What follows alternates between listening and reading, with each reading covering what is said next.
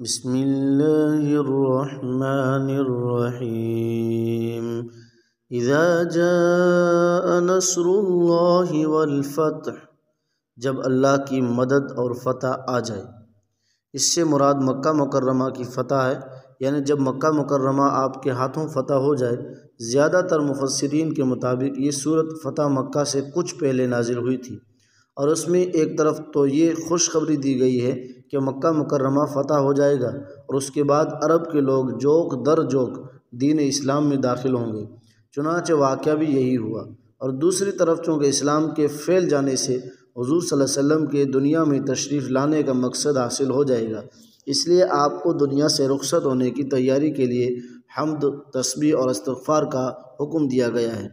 جب یہ صورت نازل ہوئی تو اس میں دی ہوئی خوشخبری کی وجہ سے بہت سے صحابہ خوش ہوئے، لیکن حضور صلی اللہ علیہ وسلم کے چاچا حضرت عباس رضی اللہ تعالیٰ عنہ اسے سن کر رونے لگے، اور وجہ یہ بیان کی کہ اس صورت سے معلوم ہوتا ہے کہ آپ صلی اللہ علیہ وسلم کے دنیا سے تشریف لے جانے کا وقت قریب آ رہا ہے۔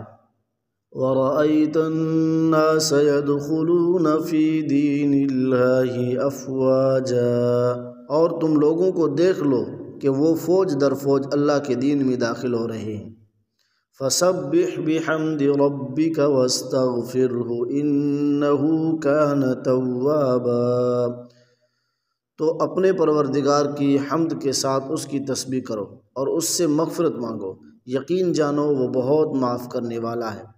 اگرچہ حضور صلی اللہ علیہ وسلم ہر طرح کے گناہوں سے بالکل پاک اور معصوم تھے، اور اگر آپ کی شان کے لحاظ سے کوئی بھول چوک ہوئی بھی تو سورہ فتح میں اللہ تعالیٰ نے اس کو بھی معاف کرنے کا اعلان فرما دیا تھا۔ اس کے باوجود آپ صلی اللہ علیہ وسلم کو استغفار کی تلقین امت کے یہ بتانے کے لیے کی جا رہی ہے کہ جب حضور صلی اللہ علیہ وسلم سے استغفار کرنے کے لیے کہا جا رہا ہے تو دوسرے مسلمانوں کو تو اور زیادہ اہتمام کے ساتھ استغفار کرنا چاہیے۔